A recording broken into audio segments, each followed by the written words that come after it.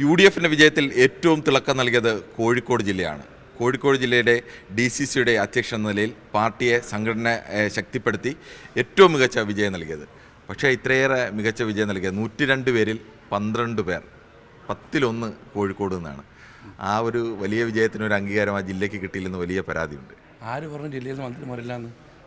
K Muraleedharan Kozhikode ജില്ലക്കാരനാണ്, T Siddique Kozhikode ജില്ലക്കാരനാണ്, KM Shaji Kozhikode ജില്ലക്കാരനാണ്. അപ്പം ജില്ലയിൽ കോൺഗ്രസ്സിന് അങ്ങനെ ഒരു പരാതിയില്ല, എന്തായാലും ഇല്ല. പിന്നെ A+ കിട്ടുന്ന എല്ലാ കുട്ടികൾക്കും അഡ്മിഷൻ കിട്ടണമെന്നില്ലല്ലോ.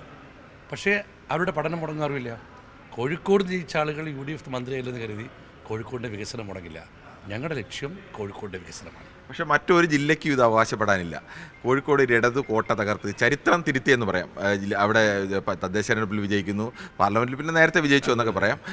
കോഴിക്കോട് മറ്റ് ജില്ലകളിലൊക്കെ LDFന് സ്വാധീനമുള്ളപ്പോൾ കോഴിക്കോട് ഒറ്റ സീറ്റ് വിട്ടുകൊടുത്ത് ബാക്കി 12 സീറ്റ് പിടിക്കുക എന്നുള്ളതായിരുന്നു. അത് കോഴിക്കോട്ടെ പാർട്ടിയെക്കുറിച്ച് വലിയ ആക്ഷേപം പണ്ടുണ്ടായിരുന്ന ഒരു പാർട്ടിയാണ്. അവിടെ നിന്നാണ് ഇങ്ങനെ കൊണ്ടുവന്നത്. പക്ഷേ അതിനൊരു അംഗീകാരം യഥാർത്ഥത്തിൽ കോൺഗ്രസിൽ നിന്ന് ഒരു ആൾ മന്ത്രി ആവേണ്ടതല്ലേ? അതല്ല, അത് ഞാൻ പറഞ്ഞല്ലോ, അതൊക്കെ പാർട്ടി നേതൃത്വത്തിന് ദീർഘവീക്ഷണങ്ങളും കാര്യങ്ങളൊക്കെ ഉണ്ടല്ലോ.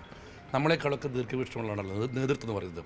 അപ്പോൾ അവരതിൽ എന്തെങ്കിലും കണ്ടിട്ടുണ്ടാവും. ഏതായാലും ഒരു കാര്യത്തിൽ എനിക്ക് ഉറപ്പുണ്ട്, കോഴിക്കോട് ജനത UDFന് നൽകിയ അംഗീകാരത്തിൽ നിരാശപ്പെടേണ്ടി വരില്ല.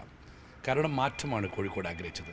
ഒരുപക്ഷെ കഴിഞ്ഞ ലോക്കൽ ബോഡി തെരഞ്ഞെടുപ്പ് കഴിഞ്ഞ അന്ന് മുതൽ DCC പ്രസിഡന്റ് ഞാൻ മാധ്യമോട് പറഞ്ഞിട്ടുണ്ട്, ഇത്തവണ ഞങ്ങളുടെ ലക്ഷ്യം കോഴിക്കോട്ട് 8, 5, 10 സീറ്റല്ല, 13 ഔട്ട് ഓഫ് 30 ആണെന്ന്. 13-ൽ 13 ഒന്ന് നഷ്ടപ്പെട്ടു.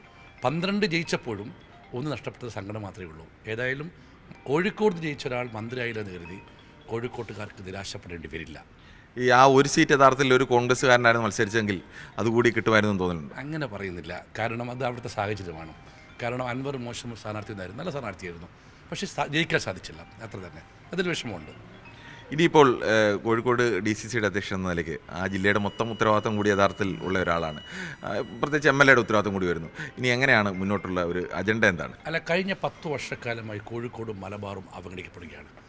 ആ അവഗണിക്കപ്പെടുന്ന കോഴിക്കോടിനെ പരിഗണനയുടെ പട്ടികയിലെത്തിക്കുന്നതാണ് ഞങ്ങൾ 12 UDFങ്ങളുടെ ഏറ്റവും പ്രഥമ ദൗത്യം. ഒരു സംശയവും വേണ്ട, കോഴിക്കോട് ഞങ്ങൾ ഈ രാജ്യത്ത് തന്നെ വികസനത്തിൻ്റെ കാര്യത്തിൽ റോൾ മോഡൽ ഡിസ്ട്രിക്റ്റാക്കി മാറ്റും. പിന്നെ കൊയിലാണ്ടി, എന്നെ തിരഞ്ഞെടുത്ത ജനം കൊയിലാണ്ടിയാണ്. കൊയിലാണ്ടിയിലെ ആരോഗ്യ, വിദ്യാഭ്യാസ, കാർഷിക, തീരദേശ മേഖലയിലെ സമഗ്ര വികസനം, അത് ഞാൻ കൊയിലാണ്ടിക്ക് കൊടുത്ത വാക്കാണ്, അത് യാഥാർത്ഥ്യമാക്കും. എന്തായാലും 2 പതിറ്റാണ്ടിന് ശേഷമാണ് P. ശങ്കറിന് ശേഷം കൊയിലാണ്ടിൽ നിന്ന് വിജയിച്ച് കോൺഗ്രസ് MLA ആവുന്നു. ഒപ്പം അതിനേക്കാൾ അഭിമാനത്തോടെ പറയാൻ കഴിയുന്നത് ഒരു DCC അധ്യക്ഷൻ എന്ന നിലയ്ക്ക് ആ ഒരു ജില്ലയിൽ 13-ൽ 12 സീറ്റിലും വിജയിപ്പിക്കാൻ കഴിഞ്ഞു എന്നാണ്. എന്തായാലും ഈ മുന്നോട്ടുള്ള പ്രവർത്തനങ്ങൾക്ക് എല്ലാവിധ ആശംസകളും. Thank you very much.